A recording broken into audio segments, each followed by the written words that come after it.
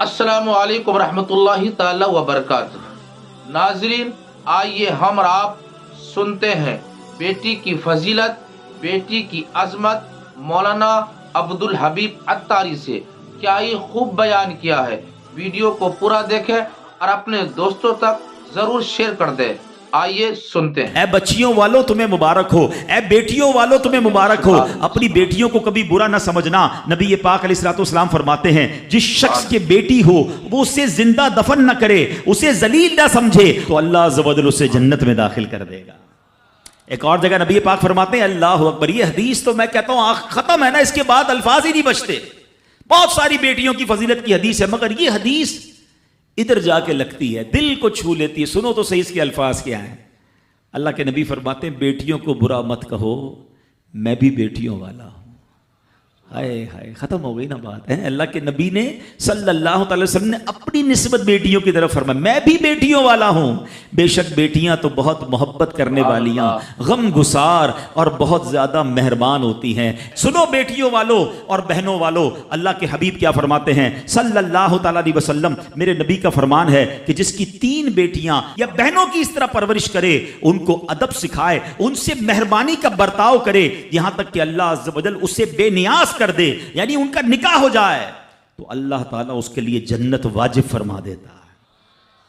ये इरशाद सुनकर एक हदीस, एक साहबी खड़े हो गए हैं। साहबा के सवाल भी बड़े कमाल के होते थे। यकीन करो हमारे बहुत सारे काम सीधे जो है ना, हमारे लिए बहुत सारी आसानियां साहबा के सवालात ने कर दी। अब हो सकता है यहाँ मेरा कोई भाई ऐसा बैठा हो जिसकी 3 बेटियां ना हो, हैं, वो कहता है मेरी तो 2 हैं। साहबी ने सवाल किया, हुजूर अगर किसी की 2 हो तो अल्लाह, और दो लड़कियों की परवरिश करे तो इरशाद फरमाया उसके लिए भी यही अजर व सवाब है। रावी फरमाते हैं यहां तक कि अगर एक बेटी का भी लोग जिक्र करते तो नबी पाक उसके बारे में यही फरमाते।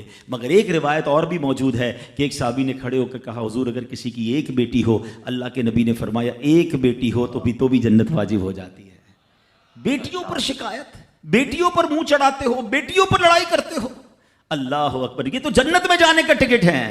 तो अपनी बेटियों से प्यार करें। और बाप जितने बैठे ना, मुझे पता है वो मेरी बात की तायीद करेंगे। शायद पैदाइश पे मुंह चढ़ाया होगा किसी ने, लेकिन आज भी बाप से ज्यादा क्लोज बेटी ही होती है।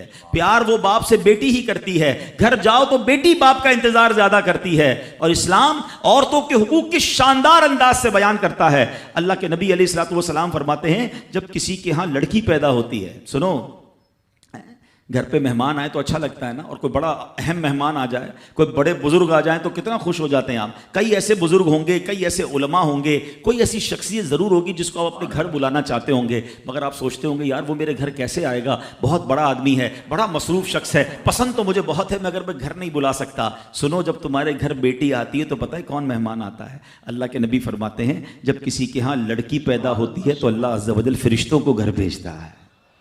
हाँ, आपके घर फरिश्ते आते हैं और क्या कहते हैं, फरिश्ते आकर कहते हैं, ऐ घर वालों तुम पर सलामती हो। फिर फरिश्ते इस बच्ची को अपने परों के साए में लेते हैं, उसके सर पर हाथ फेरते हुए कहते हैं, ये कमजोर सी जान है जो एक कमजोर जान से पैदा हुई है। जो शख्स इस कमजोर जान की परवरिश की जिम्मेदारी लेगा तो कयामत तक मदद खुदा इसके शामिल हाल रहेगी।